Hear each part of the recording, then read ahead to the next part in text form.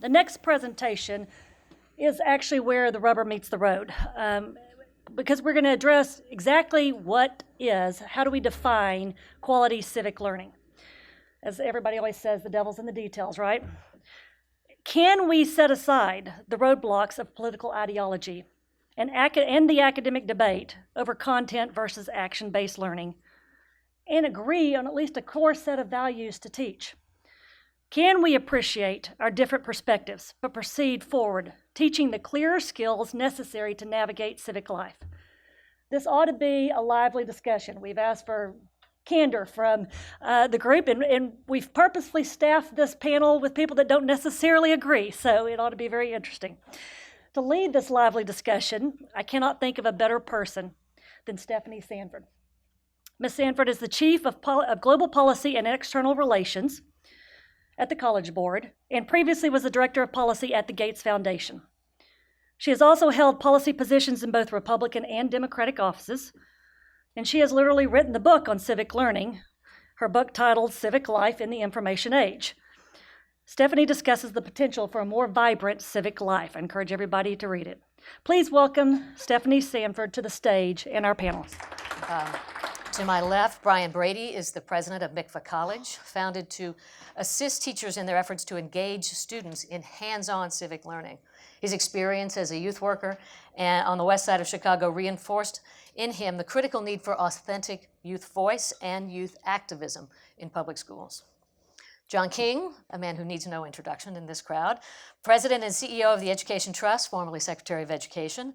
President Obama called King an exceptionally talented educator, citing his commitment to preparing every child for success and his lifelong dedication to education as a teacher, principal, and leader of schools and school systems. We have Robert Pondiscio, who is a senior fellow at the Thomas B. Fordham Foundation. He was a journalist for 20 years and then went back into the classroom teaching fifth grade in New York, and he has taught and will teach again the Senior Civics Seminar at Democracy Prep. And then at the end, Gary Schmidt is the co-director of the Marilyn Well Center for Security Studies at AEI and the director of the AEI program on American citizenship. His work focuses on the challenges to maintaining and sustaining a strong civic culture. He's also the author of several books, including Trend-Setting Charter Schools, Raising the Bar for Civic Education. So you see, you have a number of different sort of vectors or approaches to the discussion of civic education. And the setup has been rubber meets the road, and this is where there's going to be a lot of difference. But in the spirit of civil deliberation, we're going to actually start with where we agree. And we had a chance to talk briefly before this. And I think that we can say, one, that the group doesn't think that this really is a partisan issue. Unlike so much of we've heard recently about partisan polarization, that the differences here are not really about partisanship.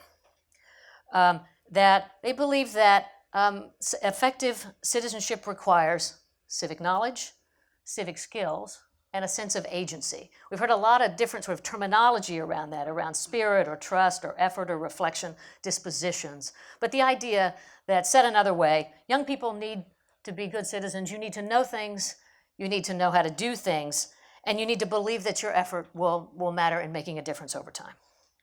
So I think that we can all say we all agree on, even from our varied perspectives. Harder question, which is what we're going to dive into now, is what do they need to know in terms of content and skills, and how do you build that sense of productive agency that has young people really follow through to make change? So in the spirit of a line that I loved, I think it was Danielle in the opening panel that says, "Let us activate the diversity in our midst."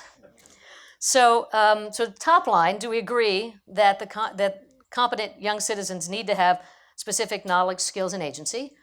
And then I'm going to ask each of you to explore briefly, is one of those attributes more important?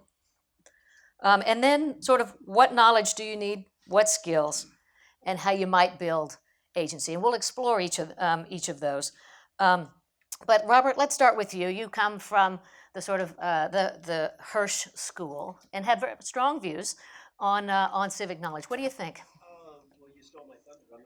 Unrepentant E.D. Hershey, and E.D. Hirsch, if you don't know his work, he's the author of Cultural Literacy some 30 years ago. And as I'm very fond of telling the story, how he was the one guy who described what I saw in my South Bronx classroom, where children could decode but not necessarily comprehend. So all the lessons I learned about literacy, that it really was about knowledge, it was not about skill, are directly translatable, I think, to civic education. And I see us making some of the same mistakes in this field, thinking that, oh, kids need engagement, kids need skills, oh, the knowledge will take care of itself or it will bubble up organically while they're doing these things. It's a lovely idea. Sometimes it works, most often it does not. I think what we're suffering through, broadly speaking, in education is something of a collapse of our knowledge infrastructure, especially among our younger children. If we don't attend to that, we're going to be in a room like this 20, 30 years from now having the same conversation. So Brian, you wrote, quality civics education is more than teaching the three branches of government in the Bill of Rights. The actions of regular citizens are what give democratic process their purpose. How do you square that with Robert's sort of primacy of knowledge, or his concern that our fundamental issue right now is a dearth of knowledge? I'm going to make Robert a champion of action civics by the end of this panel, because he's going to see that they're the triple helix of action, skills, and knowledge that fit together beautifully. You know, for so many of our young people, democracy is not a theoretical piece. It's life and death. When you're a kid on the west side of Chicago, how your schools function, how your police function, how your healthcare functions, it immediately impacts your life, your employment rates. And so when if we create a high-stakes test that says, you know, is Guam a territory? Guam is actually in the news these days, so maybe this is an important question, U.S. territory. That question alone is not what that kid on the west side of Chicago needs, and that's where I kind of learned most of my civic education was from kids who we call dropouts then, but we call opportunity youth now. But opt-out is probably a more accurate phrase for a lot of these kids, because they left school because they were disengaged. They felt school was irrelevant often. There was a lack of personal relationships in their classrooms.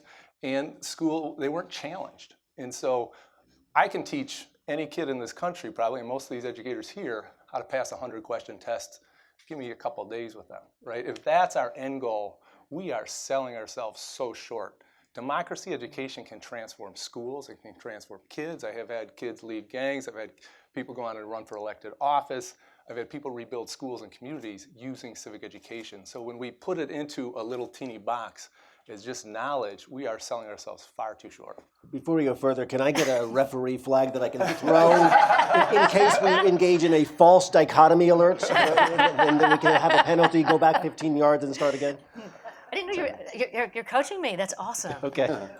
So John, you've suggested civics shouldn't be an add-on. So you may have, perhaps you have a way here to sort of to bridge this notion that it shouldn't just be an add-on, bolt-on class or a 100-question test, but rather should be a part of every class, not just social studies, history, but reading, writing, science, and math. Does that give a way forward to bring our friends together? I hope so. I mean, I think there is a body of knowledge that students need clearly.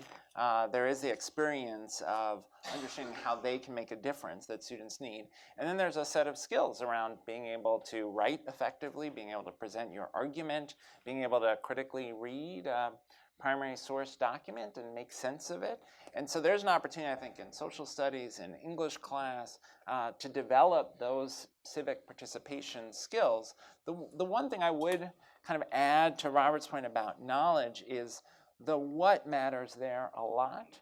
When you think about the implications for our current discourse of students who learned about the Civil War and Reconstruction period as a set of battles to memorize, as opposed to students who learned about it as a critical moment where the United States was figuring out if it lived in a way that was true to its values, where they learned about the 13th, 14th, 15th Amendment, where they learned about the Ku Klux Klan and efforts to undermine the progress of Reconstruction.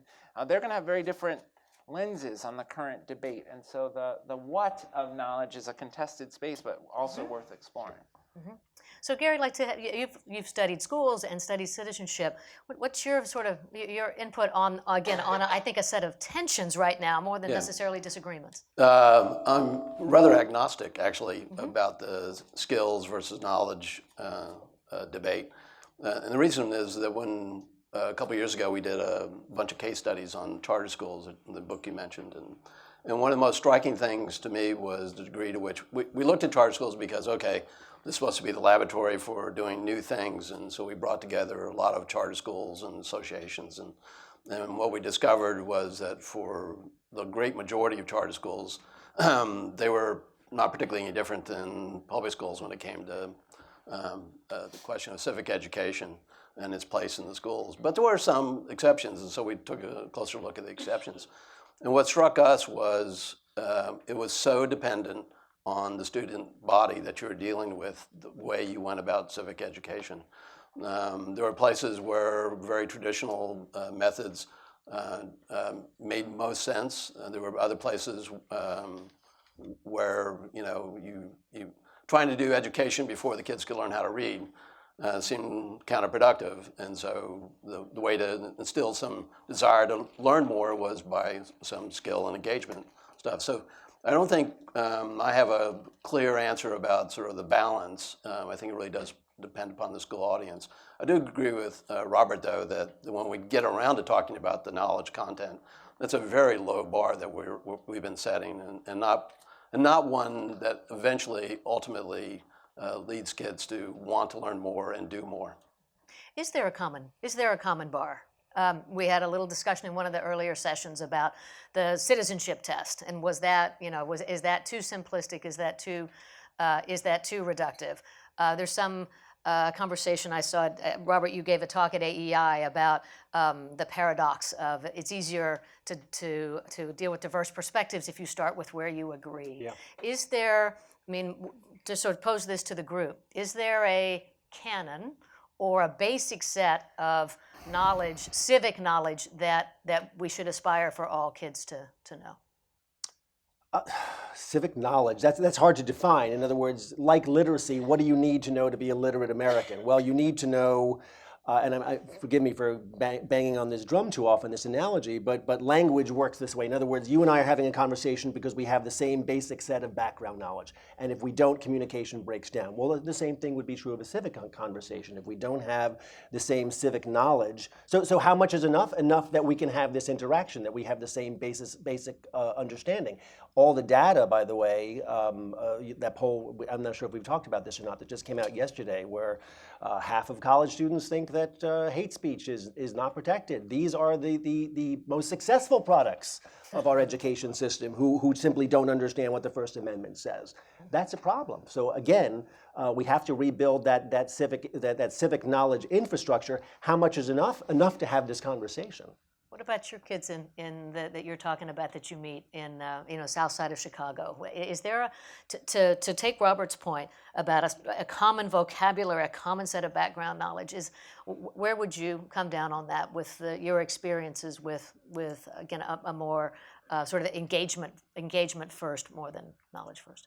Yeah, I mean, I think I'm an engagement together with knowledge, and I think brain science is showing that actually it goes into our hard drive when we're engaging with the material, right? And just a shout out to, I think Civics does some of the best job in teaching really good content about knowing your rights, how bills become law, in a way that's engaging for kids that sticks. It's not just memorize, write the answer under my sleeve here and take the test, but you really have to engage with the content and digest it. The second thing I'd say, though, is that we don't talk, and I'll channel Eric Liu a little bit, who I don't think is here, but civics is about power. We don't talk about it. It's how we make decisions in this country around power. And power for most young people and adults is pretty invisible. And I think that at the root, that's a lot of where our polarization comes from, is that we're wondering how decisions get made and we feel powerless. And so if we're teaching content about how our city council works in our local environment, and the city council is very close by, we should take the kids there and let them meet their lawmakers. In DC, we have a DC chapter here. You'd be shocked that most DC kids never get to Capitol Hill. They do not get to the Supreme Court, and it's literally a couple miles from their school. So are we teaching the core knowledge of civics if we aren't exposing them to what power and the power dynamics of their society? And isn't that, I mean, so to push on that, John, didn't we just give a great synthesis of knowledge and skills? Yeah. Because it does say, I mean, the nature of power is to know how it works and to know where it happens or to know what decisions are made by whom. So John, what do you think? I mean, you've worked at many different levels of government. What's your reaction to that? Yeah. So two things I would add. I think that is a good synthesis, but I would add that we also have to understand the history of how power has been used, right? So if Japanese internment isn't in your study of U.S. history, you're going to miss a lot that you ought to understand to engage in debates today about how we use power as a society, right? And so that's one element. A second piece is empathy, and that is harder to develop, but hugely important, I think, not just to the functioning of our democracy, but to our humanity. And so to me, it matters if you have school experiences that allow you to interact with people who are different from you, because that's part of how you develop empathy. So in schools that are highly segregated by race and income, we are much less likely to develop the kind of empathy that would allow us to wield power in a responsible way. So yeah, sure, Gary. Okay, now we have a disagreement. Okay, game on. When Eric said it's about power, I think that forgets the fundamental reason why, the public school system and civics were pulled together to begin with. Civics is about ultimately knowledge, informed knowledge for attachment. We're creating citizens. We're not creating people who go to the street and go to most people, when they grow up, are not going to be politicians. They're not going to be activists and the like. So most of civics has to be about the 99% of the population who we want to be good citizens, who have an attachment to their country, know what's just, what's not just.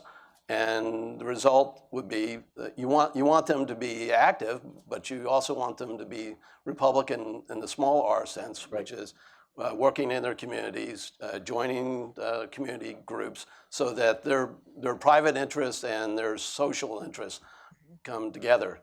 That's what civics was originally about, and I'd hate to see us lose that sense of it. Sure, Can I make a Robert. point very Yeah. quickly? We all think this matters quite a lot. Let me throw some data at you from a back-of-the-envelope study that I did 2 years ago, because this, I can't say this strongly enough. American education does not think this is its job. You don't think so? Here's some data. Now, this is imperfect. So 2 years ago, I pulled the mission statements of the 100 largest school districts in America. Now, if you've ever been a teacher, you're not planning your lessons based on the mission statements, but it says something, right? When the people who are in charge of our school systems get together in a room and say, what's our job here? They write a mission statement.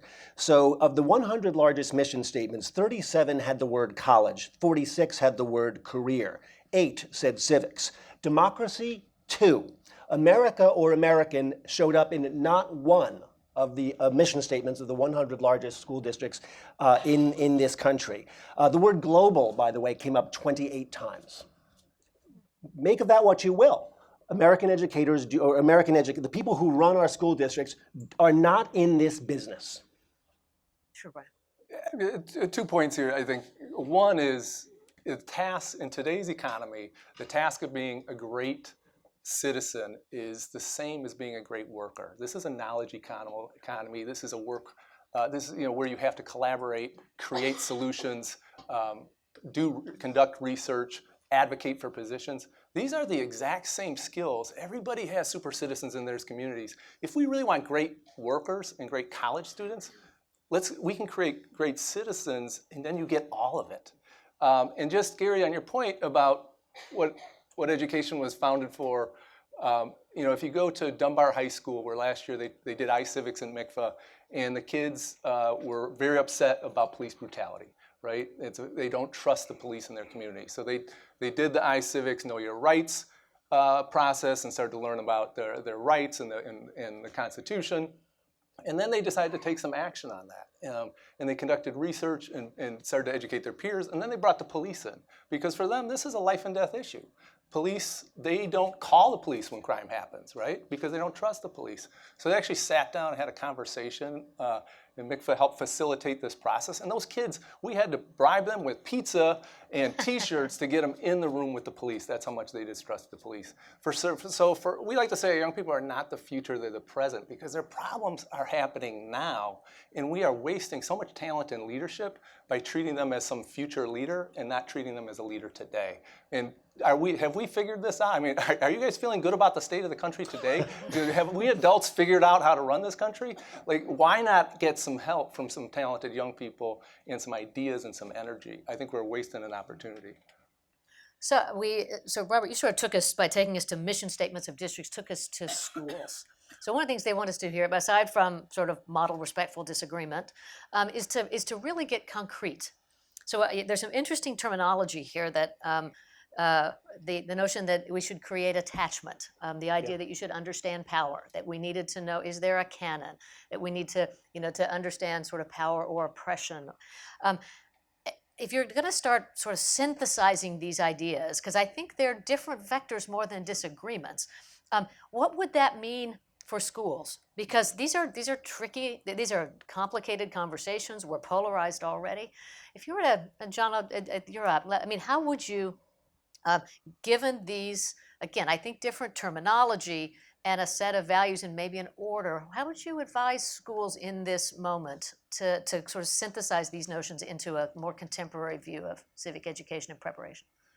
Well, two things. One is I don't think we do a very good job of saying to schools that part of what they are accountable for is preparing citizens. So I think there is a kind of a structural problem that educators in schools feel tremendous pressure around English language arts and math and don't necessarily see that social studies is valued or civic education is valued and a focus from the top, if you will. And so that's something we have to shift so that schools have permission. Because I do think if you surveyed a room of elementary school teachers, everybody would say one of the things they hope for their kids is that they will be good citizens.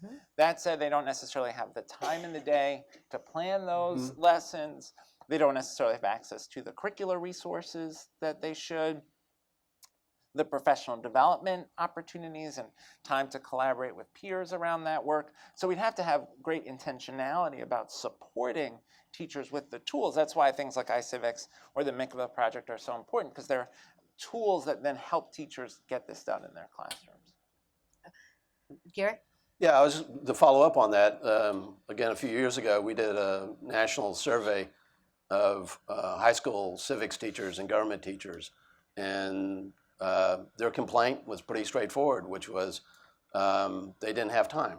That STEM was, in the reform movement, was eating up all their efforts when it came to the school deciding what the priorities should be. And the irony is, and I've got quite a few relatives who are, high school teachers and elementary school teachers, and of course everybody knows, everybody hates teaching to tests. But the overwhelming number of these government and civics teachers was, we need tests because otherwise our administrators, our principals aren't going to be paying any attention to what we do. And so I agree. I mean, there's got to be a greater balance from the top leadership about how important civics is. Have we noticed, by the way, that there's been this enormous flowering of literacy and numeracy in this country since we've instituted standardized testing? Have I missed that? So why do we think this would work with civics? I'm not anti-testing at all, by the way, but I have a complicated relationship with testing. No, it was remarkable to me that teachers themselves thought that this was so important. Yeah, that's the easy button. Let's just do that. Right. So we've talked about the idea that civics, that sort of college work and citizenship, that these skills and sensibilities are actually perhaps not as siloed as we're talking about them. And then, John, you've said, let's make civic content the part of sort of all that we do. Is that part of a set of recommendations? Somebody called for the civic mission of schools 2.0 earlier today. I think Danielle, because so much has changed since 2003. Are those a potential concrete steps we could take? I mean, part of where it starts is with teacher preparation, right? So if you look at the typical elementary school teacher preparation program, they are spending very little, if any, time on social studies, civic education, neither the content knowledge nor the sort of pedagogical skills that would be necessary to support that work.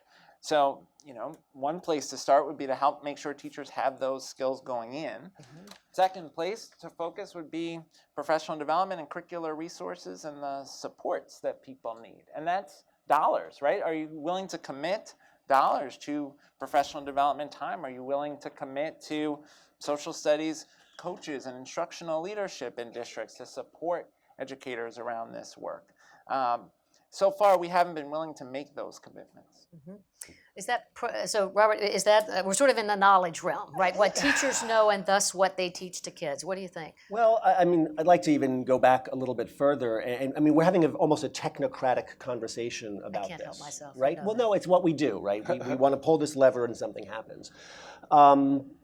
And I'm not going to be articulate about this. This is a half-formed notion. But the one thing I do like to say a lot is that the first and most important relationship that a child will have with a civic institution in our country is with his or her school. And as that relationship goes, probably so go all the other ones. I mean, we know this, right? The more successful your educational outcome, the more likely you are to vote, volunteer, do all those things that we want to see engaged citizens do in our country. So what the best civic education is education. But I'm struck, the more time I spend in this work, the less, I don't want to say the less interested I am, but the more I find myself focusing on schools as civic institutions. And looking at something, and forgive me, in a mixed crowd, I don't have a polite phrase for this. It's something I've started to call the gas factor. And GAS is an acronym which, forgive me, stands for give a shit. In other words, if I'm a child, especially if I'm a disenfranchised child, a kid from a background with whom that relationship with school has been tortured over the years, what signals do I get from this institution that it gives a shit, forgive me, about me, that it's invested in me? We want our kids to be invested in the education, but what evidence do they get that these institutions are invested in them? I can't quantify it for you. But I've just started to become fascinated by it. What are the signals, spoken and unspoken, that we send to children that, hey, you're part of this, we're invested in you, we're invested in your outcome, and this is going to lead to some good outcome further down the road. I just don't think that's a conversation we're having enough within the context of civic education. Can I agree with Robert on I this would one? love that. That's awesome. Yes, let's do it. No, I completely agree. So many of our young people, there's a cognitive dissonance when they go to school.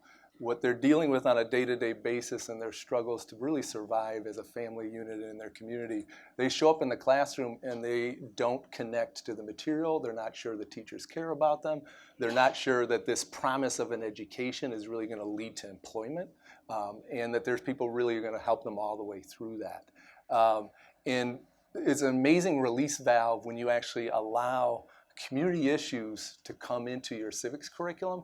It liberates the teacher, it liberates the school, and it tells the kid, oh, what I'm thinking about at home actually matters here. And just one small example, we had some DePaul professors study a very small program. It's called Project Soapbox, and it's just a 1 to 2 week public speaking program where the students get to give their own speech about something they want to see improved in their community. So they get up in front of their peers, and also community members come in and judge the speeches. Really simple 5-day lesson.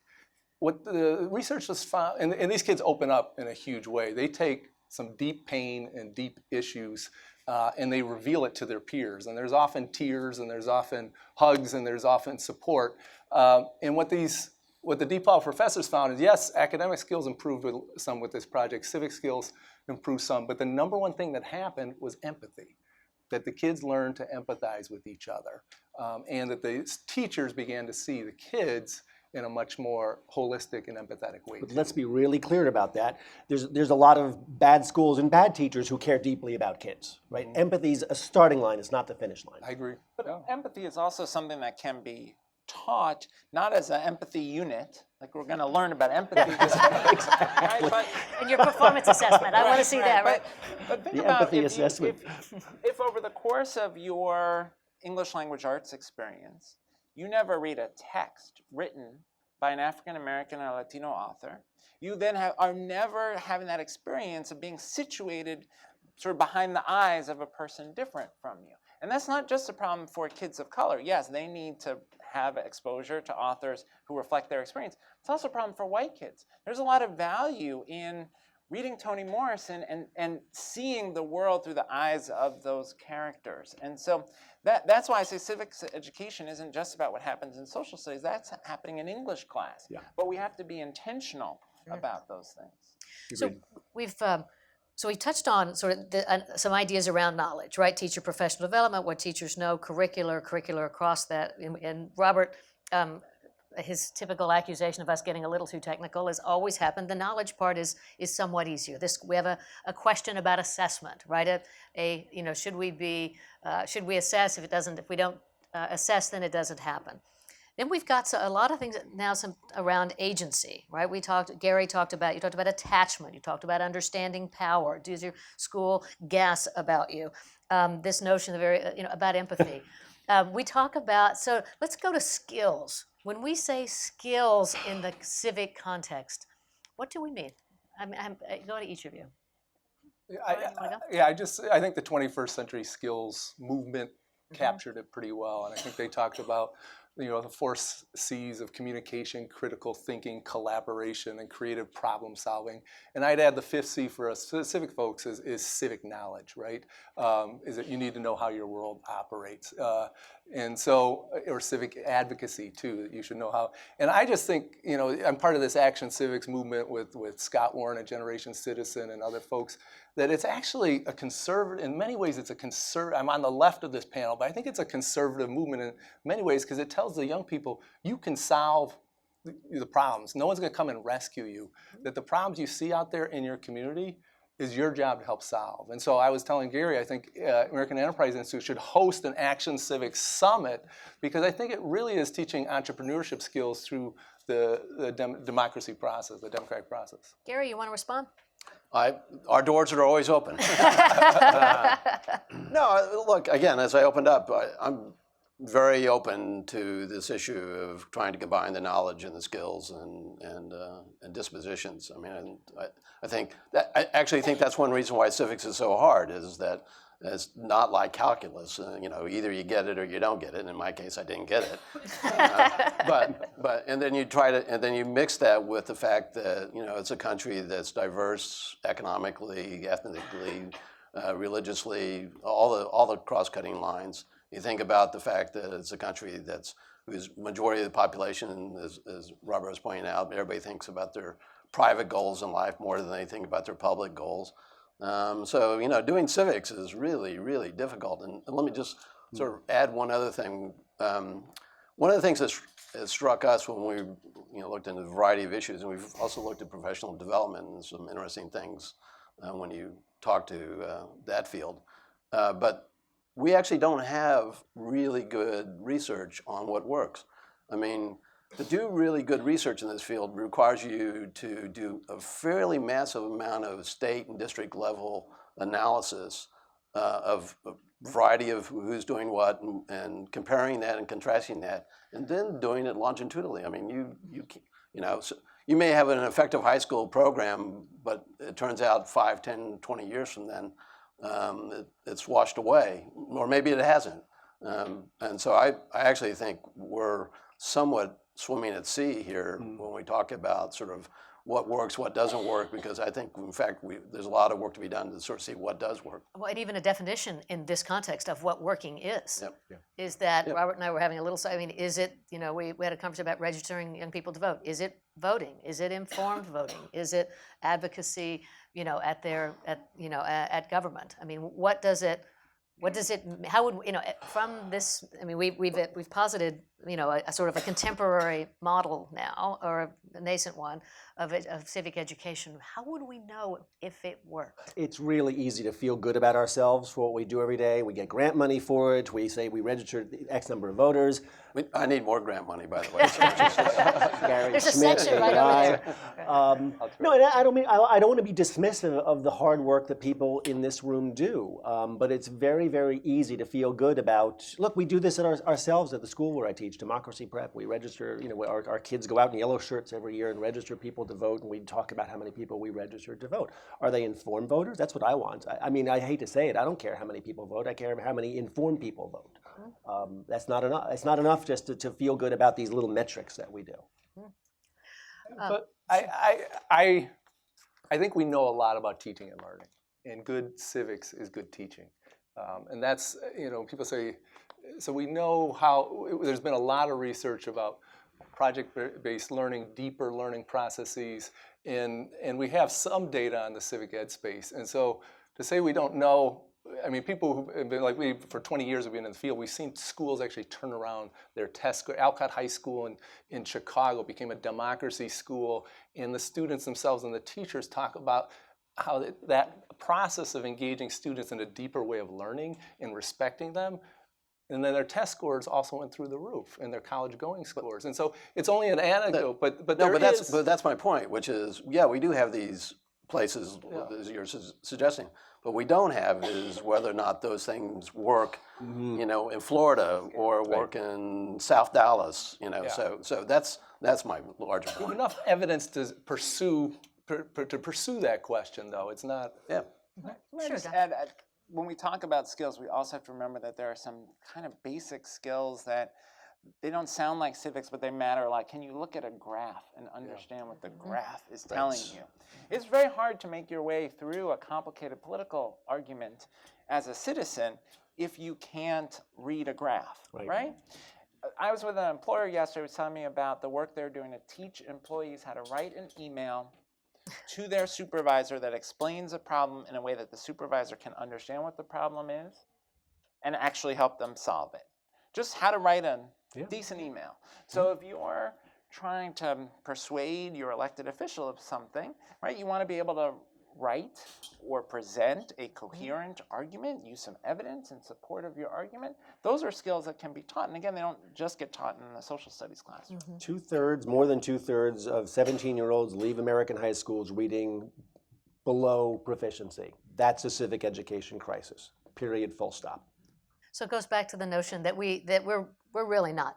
I mean, in some sense of civic knowledge, I mean, we have, within the SAT and within our curriculum, really focused on American founding documents so that we have that basic story. But what I'm also hearing is that that maybe the more important and contemporary, yes, we must do that, are these sort of skills and broader, products of our educational system, maybe either at least as important or not having civics education be distinct. Yeah, I don't think they're distinct, and I just think when you're talking about making graphs or literacy, we're doing ourselves a disservice and our teachers when we don't bring relevant, engaging curriculum into their lives, right? And so if I'm graphing an issue in my community, how many grocery stores are within a 2-mile radius of my house, right? I'm interested in graphing that. I'm going to learn that, right? And if I'm reading an article that's culturally relevant and written by someone I can connect to, I'm much more interested in reading that. And so the disconnect between the failures of our educational system and civics being something else, civics is a wonderful tool, if done right, to energize the whole population of a school. To energize everything else. We had the previous panel that was in here. We've now talked about this sort of the idea of what schools might do and how this is sort of integrated across all of it. Before we open to questions, there was a conversation here about policy. Is there a policy play here in light of what we've been talking about that would make this better, more likely to happen? I mean, we're in a real, I think, inflection point. ESSA, the new administration, sort of a more flexibility to states. Is there a policy play, or is this a people play and a school play? I'll be the only person probably in this room who confesses to liking the citizenship test as a policy play, and then I always feel the need to say, no, of course it's not. In lieu of more sophisticated civic education instruments, but let's be candid, we're not doing that well at those more sophisticated things. So let's start with the basic. And my standard joke about this is, Stefanie, is I agree with those who say it should not be a high school graduation requirement. Yes, it should be an elementary school graduation requirement. Sound like all we do is studies, which of course is what we do. Someone's got to. We have looked at the impact of testing on high school students, and it's pretty marginal when it comes to sort of middle class, white Americans. It does have an impact, at least on civic knowledge, when it comes to African Americans and Hispanic immigrants in particular. So there is a plus about testing. About testing. You won't be surprised to hear that we think that's true too. So I'd like to, I'm sorry, Brian, did you want No, to? I just think there has to be a policy play when you have so many, if Yeah. you look at the white paper that was distributed today, right. and you have so many states, and we only had 2 states, Florida and Illinois, get up there as models, right? And those took really concerted policy efforts to just get those pretty, modest to medium-sized progress. And so we can't work, I'm a teacher development person, but I need policy people driving policy in states in order for us to train in best practice, because otherwise the schools, if we don't have a race to the top for creating democracy schools, and I think parents want this. Parents want their kids to be good citizens, and they'd actually send their kids, if they're in choice environments, to schools that do that. I think there is demand for this. There's an untapped demand, and we do need to be working at the policy level. Because that's It's a choice. what gives you scale, Yeah. and what gives you scale. So I want to take a few minutes and open up for a question. Okay, I think we have running mics. Yes, I've got a couple over. Oh, there we go. All right, here we've got like sort of 3 right in this area here. Of course, sorry about that. Sure. Hi, my name's Margot. I'm the Director for Youth Outreach and Programming with Turn Up, Turn Out, which is a new program run out of the Edward Ginsburg Center at the University of Michigan. And we're sort of donating and working towards organizing youth voter outreach, essentially. Before that, I was teaching middle school special education in Anacostia here in DC. And I had 6th graders in my class who functionally couldn't read. And this was not due to cognitive impairments. This was due to just an egregious lack of resources in their community. I had kids who would look out my classroom window and they would see the Capitol Dome, where before I was a teacher, I used to work at the Capitol. And I had kids in 6th grade who thought that it was the White House. And they live less than 5 miles from here, and they had never been. I feel like we are obviously a room of experts and educators and academics and foundation advisors and almost no government officials. So when we talk about the skills that our kids need to be civically engaged, what does it say that we don't have anyone from the government that's even here?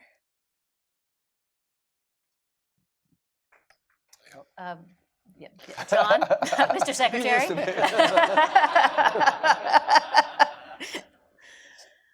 Well, 2 observations. One is I worry about the current climate that caring about what you just described is being framed as a partisan issue. And I think that's reflected in who engages in these conversations. And so I think all of us have to be disciplined about saying this isn't about preparing kids to be Democrats or preparing kids to be Republicans, it's about preparing all kids to participate in society. And so we've got to do better. And I think that's incumbent on all of us, including those of us who've been on one side or the other of the partisan divide, to keep reminding everyone that this is a nonpartisan conversation, and we've got to make sure that members of Congress on both sides and the administration, whatever party it is, feels like part of their job is to make sure that we as a society do a good job around civic education. But the other thing I want to point out about your question is, it is outrageous that there are kids in 6th grade who haven't learned to read, and we should be out protesting about that. We should all be out protesting about that. And I know that, that's my job now, is to protest about that, so I'm particularly passionate about it. But part of how we get there is a society where folks say, yeah, but that's over there in that neighborhood. That's not my kid, my neighborhood, my school. And this is why I think the work on school integration, school diversity is bound up with whether or not we're able to prepare good citizens. Because if you go back and read the Brown decision, part of the logic of the Brown decision was that in a society where there is this racial inequity, part of what's going to happen is people are going to look the other way at what's happening in schools that serve only kids of one race, and that is an enduring problem, and we have to name it in every room, because it's easy to act as though that background problem isn't there, but it is always there. It has always been with us as a country. It is still with us, and we've got to tackle that. Let's see. Let's go there and then over here. I am selecting only by proximity to the mic. Okay. So I'm Margaret McKenna, and I am on the Mass Board of Education. Okay, government. I'm also at Tisch as a visiting professor, so which is really why I'm here, not as a Mass Board of Ed, but since you brought up state officials. So let me just say, it's a very complicated process we have put ourselves in, problem here. Teachers want to teach civics. Yes. They feel awful about what's going on. Yes. But we have forced them into a situation with high stakes testing on math and literacy. They are evaluated on test scores. The test scores are only on math and literacy. Those are where the test scores are. We don't Is there a test. potential way forward about if you're literacy, what do you read? I mean, I think that goes to this question about having sort of civic resources all across the curriculum. Is part of the way forward on that is to read civic content? So that's the question. Is Yeah. there a way out of this? Because right now there's no room to do what we're talking about. I mean, we're struggling in Massachusetts right now to redo the frameworks. So we include civics because right now civics isn't taught in Massachusetts in our frameworks, right? Yeah. But we've got to, there's got to be more of a balance. And I'm wondering, because the feds really put us in this position with high stakes testing on math and literacy, how do we go back to the balance of finding a way? I have an idea you can take right back to Massachusetts, and this can only be done at the state level.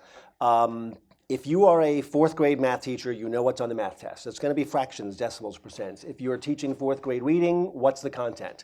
Dunno. It's a random walk in the woods. There is nothing stopping, as far as I know, state officials from insisting on making the content of reading tests transparent. Oh, if it's fourth grade, it's going to be 3 branches of government, westward expansion, whatever the topics or the domains are going to be. Now I know what to teach because it's going to be on the test. You can do both. All right, I want to get, we've got 2 right here. Yes, ma'am. By the way, not the specific reading passages, but the knowledge domains. Hi, I'm from the National Association for Media Literacy Education.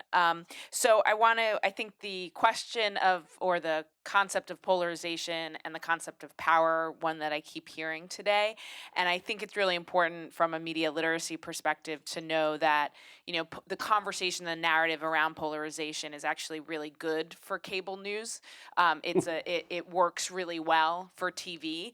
And I think that's important to remember, that there's a perpetuation of that polarization and the kind of energy around it that's showing up on cable news networks where a lot of people still do get their news. And that brings me to the question of power. There's no doubt from a media literacy perspective that the power is in the hands of the media companies, that they are in control of the information that is coming to us through our phones and through our devices and through our televisions.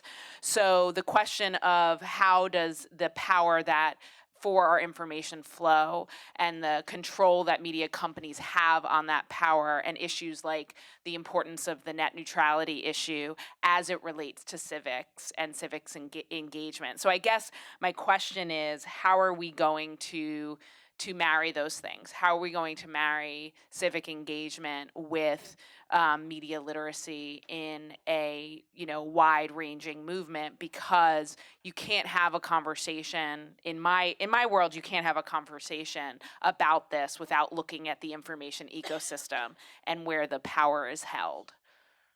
Sure, Brian. I mean, I think it's sort of the best of times and worst of times, and sort of in terms of media landscape, right? Because there's just this multitude. Plus, you can create your own media ecosystem yourself. And so I saw Jen Humke here from MacArthur, right? And I think she is very interested in students creating their own media and teaching them how to be journalists, right? And teaching them how to get their voice out. But you also have to decode the current media structures and look behind them and see what their slants and biases are and why polarization sells ratings, right? And so that has to be part of your social studies. All of us in the civic space are rewriting our curriculums to make sure that we have that in it. But I think there's a great opportunity for students to become their own citizen journalists. And when you teach journalism, you're going to start to teach the decoding of the media process. And I think that should start to become part of our civic training. I'm sorry, I feel badly that I don't, that's sort of over my shoulder. Yes, sir. Hi, my name is Greg Schuchman. I'm with the University of Central Florida, and while I wasn't a school board member, I was an elementary school PTA president, so that Okay. I have scars for that. You were talking about the divide, and a lot of times we're talking about partisan divide, but there's also a generational divide in terms of civic literacy. And for Secretary King, I guess I'll put you in my generation, and Judy probably close enough there too. For those of us in our generation, I'm happy to be left out. I wasn't going to go down the whole panel. No wonder you have scars. Touché. So for those of us that grew up in the 70s, 60s, 70s, 80s, we remember these interstitials on Saturday mornings that ABC did called Schoolhouse Rock. And Just a bill. I'm just a bill. Yeah, okay, can you lead us? Can you lead us in? Just a quick, do the first stanza. Right. I'm just a bill. Just a bill. I'm just a bill on Capitol And I'm Hill. Yeah. It's on my laptop. Okay. So, but my point is that we had that platform to teach kids in a way that they understood and related to, and it's stuck in your head for decades. We don't have something like that now, and maybe that's something that we should be pushing or asking for the media companies that do dominate to offer, like ABC did with these interstitials, to have a new generation of Schoolhouse Rock on civic literacy. Well, my theory is that should be after Mary Poppins, this is what Lin-Manuel Miranda should do. Exactly. Yeah, go see Hamilton. Yeah. You know what else we don't have? And look, I was a blue-collar kid from Long Island. My dad was a mechanic. My mom was a housewife. But we watched a lot of news. We got 2 newspapers. My parents were intellectually ambitious for me without even knowing why, in all likelihood. I think we've lost that. And there's something to be said for a common media that everybody sees. I agree. And again, I can't be articulate about this, but I know it when I see it, and I feel like we no longer valorize knowing things. I remember that so clearly as a kid, and even in my later life as a journalist, I had an editor who used to say to me all the time, "Don't tell me what you think, tell me what you found out." That's really good advice for teaching as well, I think, in the writing that we do and the reading that we do. We just no longer valorize the importance of knowing things. It matters. Right here and then here. Just to tie some of the elements together that have been discussed, do you all think, or the panel, that there's room for a course, an immersive full semester or full year course that uses media literacy to teach kids civics?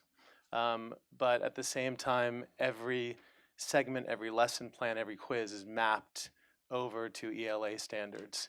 So they're learning civics through media literacy, but they're also at the same time gaining the basic literacy education that they need with modules every step of the way that also bring them back to their community and help them find their own voice on the issues that matter in their community. Because that's a course that I created with support from the Ford Foundation, and we can't seem to get anybody to teach it except for 42 schools. So just wanted to hear your thoughts on that. I don't know, Robert or John, you want to? Sounds like Yeah. a fun class. I'd take it. I think part of the challenge, well, 2 things. One is we can't start in high school, right? And so part of what we need to do is make sure that civic education, social studies education, that the foundation is built from the earliest grades, right? And then second is we have to get to a place where that is valued. I mean, it goes back to the question about our accountability systems. When we talk about high school, are we just talking about English and math? Are we just talking about an SAT score? Or are we talking about how students are doing across subjects, which it turns out helps them do better in English and math? But are we looking at more broadly students' participation in social studies courses, science courses, whether it's media literacy or the arts? And there is an opportunity with ESSA, to make a policy point, there is an opportunity for states to sort of broaden the lens for what schools are accountable for, and to talk about the breadth of curriculum that students will experience, But that's a real departure from what they've been doing, and I think what we see so far is many states are not taking advantage of that opportunity. Excuse me, can Sorry.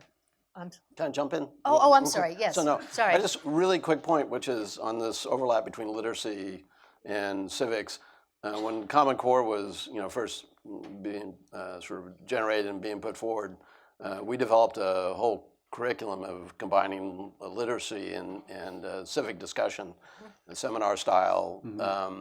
And what was most striking to us is when we presented it to teachers, they were excited to have it, but they also felt overwhelmed because they themselves had not been taught how to read. Right. I mean, there are great texts out there, but unless you know how to actually read great texts, you're not going to be able to convey it to the students.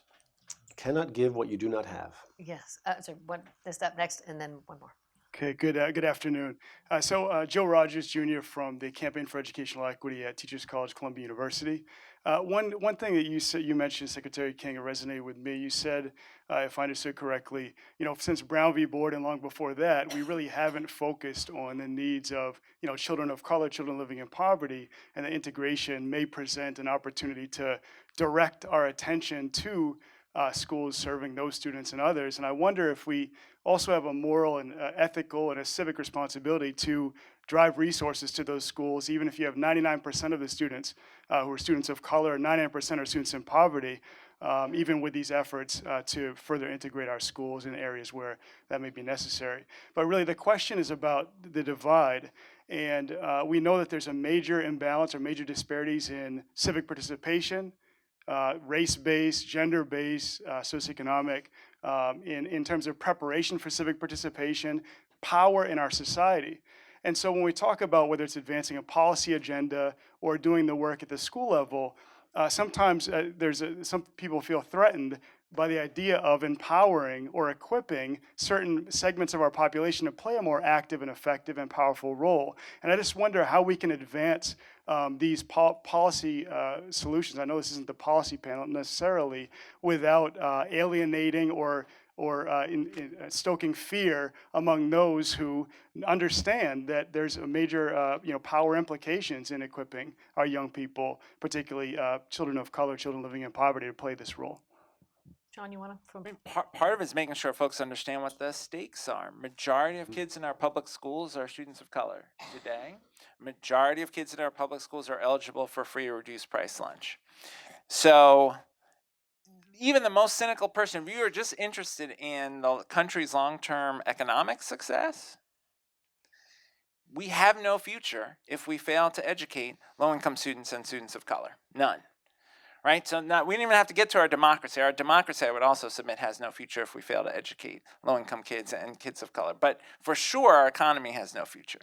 Right? And so everybody has a stake in making sure that we have an education system, from my perspective, that is more equitable. And that's around resources and opportunities and preparation for citizenship. But I think the hard-nosed politics is that resources in American society follow more affluent kids. Right? That's just a descriptive fact. And so to the extent that affluent kids are isolated from everybody else, you will have substantial resource inequity.